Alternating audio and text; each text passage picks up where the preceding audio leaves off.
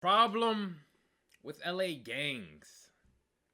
What's going on with the LA gangs? I have no clue. Let's check it out though. Hey Nick, you know what? I'm trying to clean up my language a little bit in these videos, but Los Angeles gang members, there is nothing that my language a little bit in these videos, but What is this video? Angeles What is this picture? gang members, there is nothing the FBI loves more than a gang with some structure. Why? Because if I'm the FBI, all I gotta do is find one guy at the top and he'll You just find a leader and you just break them. You just break down like link that. me to everybody else. You see, the thing about the little YNs in Chicago backdooring each other and being every man for themselves is that it's much harder to prove a racketeering conspiracy against them. The law won't even try to bring any Chicago gang members into court to try to prove that any of them are doing anything in furtherance of anything other than themselves. You can't even leave a gun around the guys when you're in Chicago. A dude will smoke a wood with you, eat some wings and fries with you, then steal from you as soon as you go to sleep and send you outside unarmed. Then act like he missed you on social media when somebody catch you. The difference in LA is that there's a such thing as a big homie, a violation, and a DP, or discipline. It's such a rigid structure that in some parts of LA, a grown man can tell another grown man what he's doing in embarrassment of the gang, and this guy that's being DP will actually take action to clean up his act. And all this is good and well for the community until y'all start shooting at each other. All this structure and discipline becomes pointless when it works against you in the courtroom. Any other organization with these type of rules is just the way it should be. There's no problem. But we put structure in the wrong thing. Why doesn't Chicago, a place some people consider the birthplace of gangs and one of the birthplaces of organized crime in the United States, why is there no gang structure in Chicago? Because when there was, the feds did a sweep and easily dismantled the entire thing until there was no structure left to build on. I remember riding through Washington Park when the Calumet buildings and the other projects were still up that housed this structure, and it was Bentleys and Maybachs riding through the hood, the big guys was making money, and the foot soldiers was being taken advantage of. And this was so the big guys could continue making money. And when the feds came, some of these leaders cooperated and told everything. Ain't nobody finna go from riding in Rolls Royces to serving life just to say they was a real nigga. Some guys will, and these guys didn't get out until they had gray hair. And the feds know this, so all they gotta do is offer somebody a deal. You see, when Big U and all those people got snatched, why did 12 of them get out within a couple weeks? We don't know yet.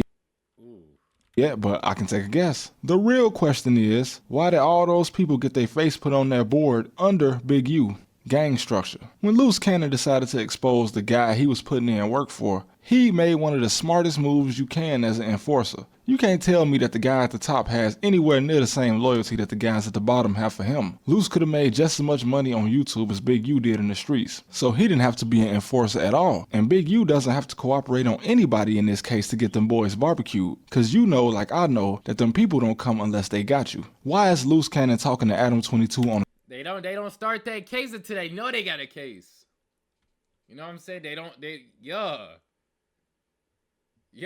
a jail call from the feds, facing federal time for things you already admitted on this man's show after he said he gave them the tape. This who you talking to? Alright, Brick Baby, you 37 years old. You letting another grown man tell you what you gonna give him from what you stole. Allegedly. It's a lose-lose on both sides, because if you have structure like in LA, you take yourself down in the federal courtroom because all structure is a paper trail. And if there's no structure like in Chicago, your own homie gets you out the way before your ops can. Speaking of paper trail, didn't Banging on Wax start in California? Now I know that groups like NWA was not all real gangsters. We know Eazy-E was, but didn't Ice Cube go to art school or something? And of course the West Coast kinda did start the trend back in the day of publicly gangbanging on music and home videos, but this was the beginning of the end for self-snitching. I get that California is huge, and because of this, the law can't keep up with every gang and every set. So a lot of these guys will get away with it. For 50 plus years too. I mean, you will not find any older gang members in America than you will find in any part of California. But that goes back to that structure. Once I turned 25 in Chicago, I either lost most of the guys I was closest to in the gang, or I already got snaked by the rest of the guys. So if I did end up making it that far in life,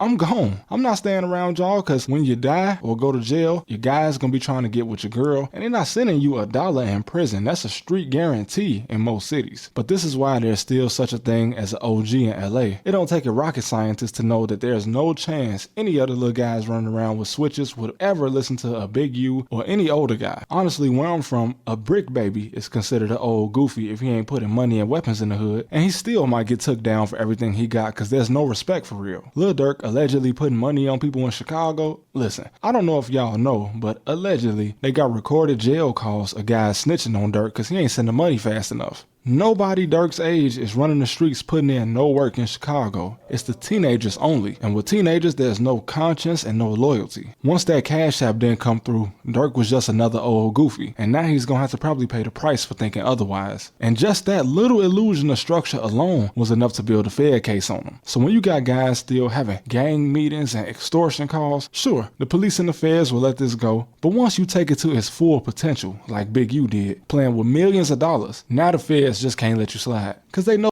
Well, that's like a catch-22, bro. They ain't no, bro. It's either you got structure, but that structure's gonna lead you to be taken down, dismantled, because the structure leaves a paper trail, leaves traces, it leaves, you know what I'm saying? But if you ain't got no structure, you just gonna drown on your own.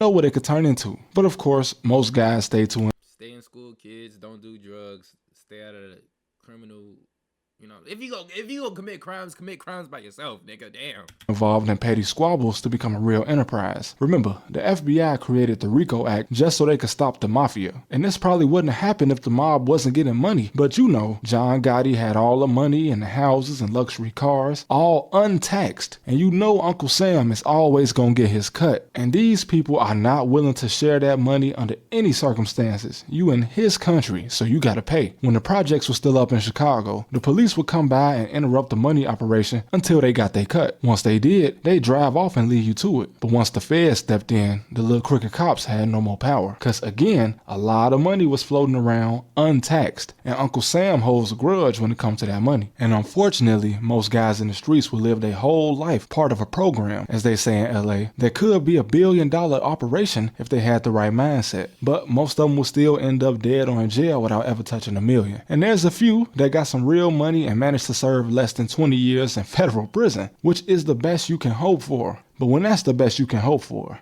is any of this even worth it? And to all my California dudes, all over California, stop going on no jumper. Alright, it's not 2016. There once was a time where Adam and all his little weirdos could have gave you some clout, and his podcast actually used to mean something in the rap community. But now it's just what the feds watch on their lunch breaks. I don't care how many views you get in. You don't even gotta do actual work if you're an FBI agent, bro. Just watch academics, watch Vlad TV, watch No Jumper. You good, bro. That's all the homework, that's all the work you gotta do. Stay on Instagram, wait for an Instagram live. What else?